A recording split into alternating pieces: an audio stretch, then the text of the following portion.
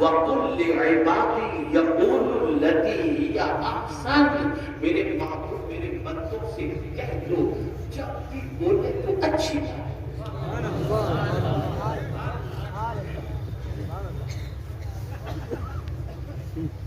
جب بھی بولے اچھی بات۔ اللہ اکبر، حیرت و تعجب کی بات ہے، جس قوم سے لوگ بولنا سیکھتے تھے آج اس قوم کی بولی کی وجہ سے لوگ اسے نفرت کرتے ہیں۔ آج آپ ذرا دیکھو، مجھے ایک آیت یاد آ رہی ہے، میرے پاس وقت کی تھوڑی قلت بھی ہے، جلدی نکلنا بھی ہے۔ ایک بات میں کرتا ہوں، آج کیا ہو رہا ہے؟ فحاشی پھیل رہی ہے نا، بدکرداری پھیل رہی ہے، برائی پھیل رہی ہے، اور اس طرح سے پھیل رہی ہے کہ العیاذ باللہ باپ بھی فحاشی میں گرفتار، ماں بھی، بیٹا بھی، بیٹی بھی، اللہ ماشاءاللہ۔ آپ کہیں کہ ماں باپ بیٹا بھائی بہن بیٹی سب چیز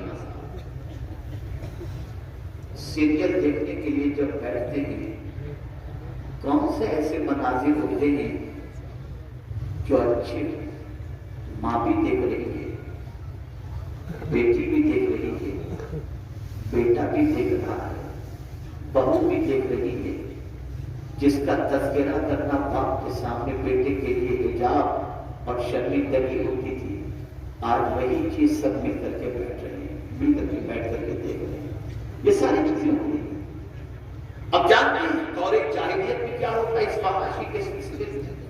اللہ، جب اس دور کے اندر لوگوں سے کہا جاتا کہ فحش کام نہ کرو، یہ بے حیائی ہے، بے حیائی سے بچو، فحاشی سے بچو، تو قرآن کہتا ہے کہ جو انہوں نے کہا تھا میرے وہ بھائی جو باپ بن چکے ہیں یا مستقبل میں شادی کے بعد باپ بننے والے ہیں، قرآن کی اس آیت کو پیش نظر رکھیں، والذین اذا فعلوا فاحشۃ قالوا وجدنا علیہا آباءنا واللہ امرنا بها قل ان اللہ لا یأمر بالفحشاء۔ آپ جانتے ہیں جب بے حیائی کرنے والوں سے کہا گیا کہ تم کیا کر رہے ہو، یہ بے حیائی ہے، تو جواب کے وہ بچے کیا کہتے تھے معلوم ہے؟ قالوا وجدنا علیہ آباءنا، ہم نے ہمارے ماں باپ کو ایسا ہی دیکھا۔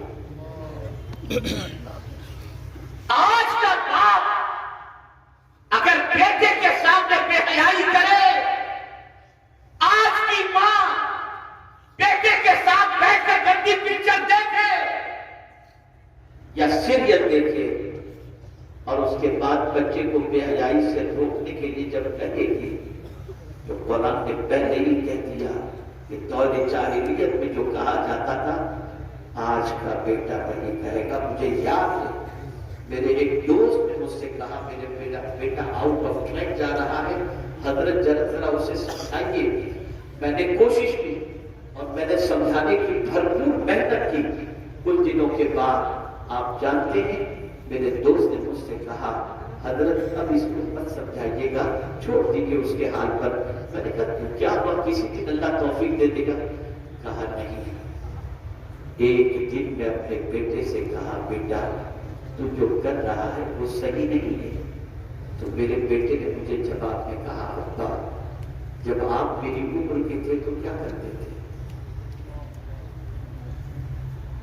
آج جو لوگ بدکرداری سے اپنے دامن کو داغدار کر کے یہ تصور کرتے ہیں کہ ہم اپنی زندگی کو عیش و موج کے اندر گزاریں، یہ عمر ہے ہماری، کل تمہاری اولاد اللہ نہ کرے غلط راستے پر جانے کے بعد یہ نہ کہے کہ ہم تو وہی کر رہے ہیں ہمارے باپ۔ آج گالیاں وراثت میں مل رہی ہیں، آج چلت چلی وراثت میں مل رہی ہے، آج بدتمیزی وراثت میں مل رہی ہے، آج گھر گھر کے جھگڑے وراثت میں مل رہے ہیں۔ یہ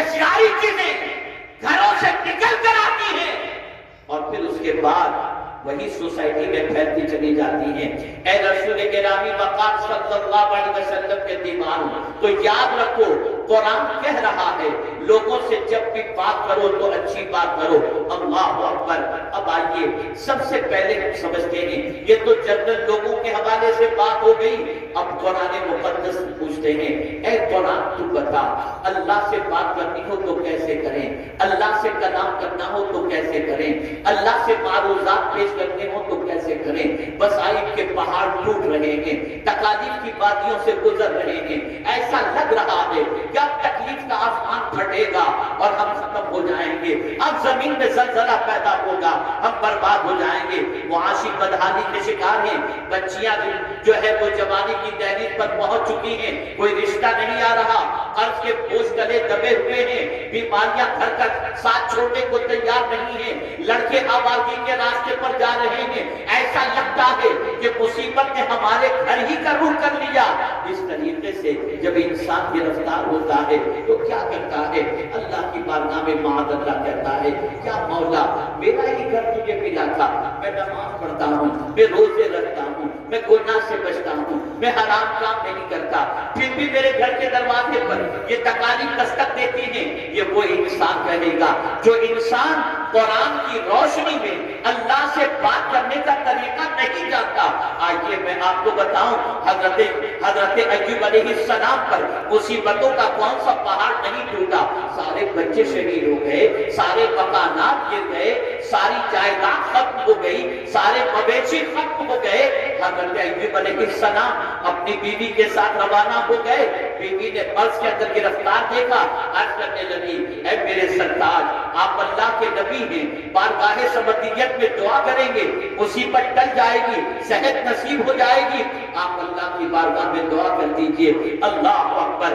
اللہ کے فرستادہ پیغمبر حضرت ایوب علیہ السلام ضرور یہ کہہ سکتے تھے مولا میں تیرا نبی ہوں، تیرا بندہ ہوں، اے میرے قریب یہ جو پریشانیاں مجھے چھو رہی ہیں یا لگ گئی ہیں یا آ گئی ہیں مولا اسے دور فرما دے۔ نہیں، انداز سکھاتے ہیں کہ اللہ کے بندو تمہیں تکلیف جب آ جائے، جب مصیبتیں تمہارے دروازے پر دستک دیں اور جب تم پریشانیوں میں گر جاؤ تو تمہاری زبان سے اللہ کی بارگاہ میں کیسے کلمات نکلنے چاہیے۔ اللہ اکبر۔ حضرت ایوب علیہ السلام ایسی تکلیف میں کہ بچے، مال، جائیداد سب کچھ ختم ہونے کے باوجود بھی جب اللہ کی بارگاہ میں عرض کرتے ہیں تو یہ کہتے ہیں رب انی مسنی الضر وانت ارحم الراحمین۔ اے میرے رب مجھے مصیبت نے چھوا ہے، ٹچ کیا ہے، اور تو سب سے زیادہ رحم کرنے والوں میں رحم کرنے والا ہے۔ اللہ اکبر۔ انداز دیکھیے، مصیبت میں شکوہ نہیں، اللہ کی بارگاہ میں معروضہ پیش کرنے کا طریقہ سکھایا جاتا ہے۔ جب کوئی بندہ اس طرح سے عاجزی اور انکساری کے ساتھ رب سے شکوہ کرنے کی بجائے رب کی عظمتوں کو، رب کی رحمت کو پکارتا ہے تو پھر مولا کس طریقے سے کرم فرماتا ہے؟ رب نے فرمایا ارکض برجلک ھذا مغتسل بارد وشراب، ٹھوکر مارو اپنے پیر کی، جو پانی نکلے اسے پیو اور بدن پر ڈالو، تمہیں شفا نصیب ہو جائے گی۔ حضرت ایوب علیہ السلام نے ٹھوکر ماری، پانی کا چشمہ نکلا، پانی پیے اور جسم پر لگائے، سارا مرض ختم ہو گیا، جوانی بھی پلٹ آئی۔ آپ اندازہ لگائیں تو رب نے بھی فرمایا اِنَّا وَجَدْنَاهُ صَابِرًا، کیا ہی اچھا بندہ ہے۔ پتہ چلا اے رسول اعظم کے دیوانوں، جس طریقے سے راحت خدا کی طرف سے ہے، تکلیف بھی خدا کی طرف سے ہے۔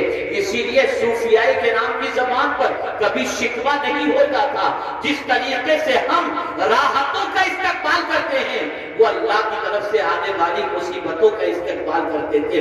اس لیے کہ وہ کہا کرتے تھے کہ راحت کے اندر ہماری خوشی کا بھی دخل ہے، لیکن مصیبت میں تو صرف خدا کی خوشی کا دخل ہے، اس لیے کہ وہ چاہتا ہے تبھی مصیبتیں آتی ہیں۔ اے رسول گرامی وقار صلی اللہ علیہ وسلم کے دیوانوں، تو اللہ کی بارگاہ میں کیسے عرض کرنا چاہیے؟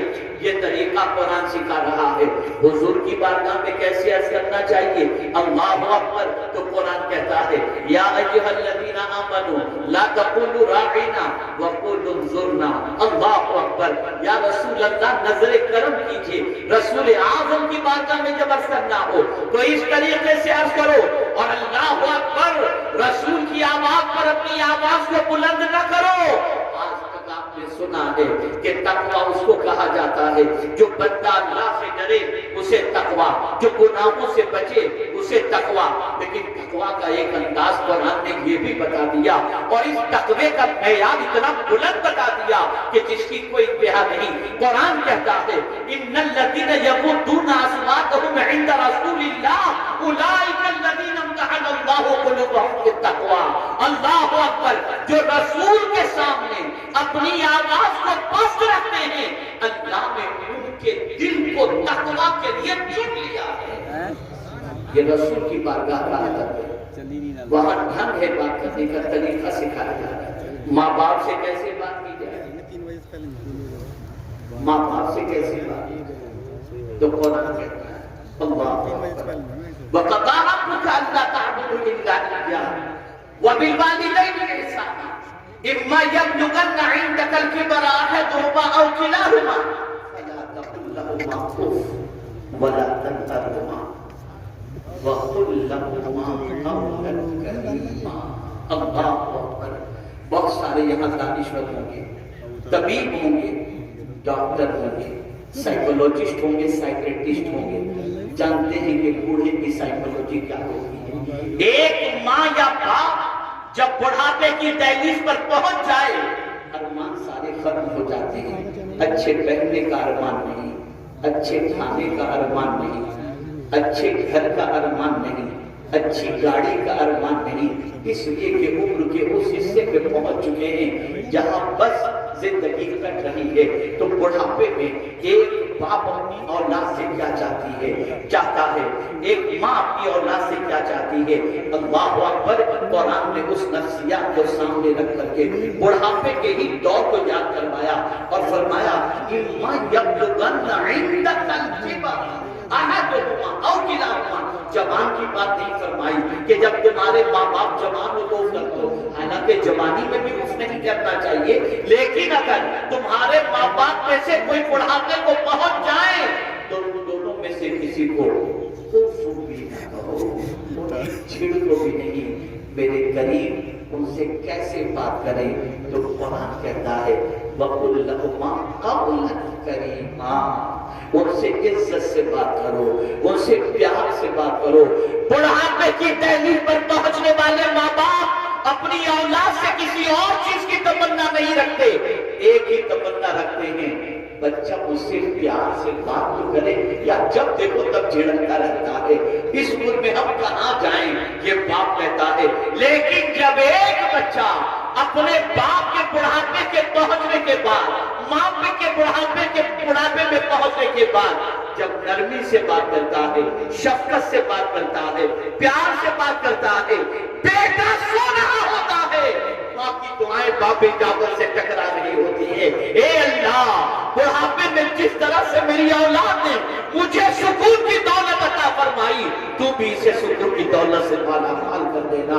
بڑھاپے میں ماں، لیکن آج بڑھاپے میں باپ کو بڑھا کہا جاتا ہے، ڈیڈ اسٹاپ کہا جاتا ہے، چھڑکا جاتا ہے، گھسٹ کہا جاتا ہے، نہ جانے کیا کیا کہا جاتا ہے۔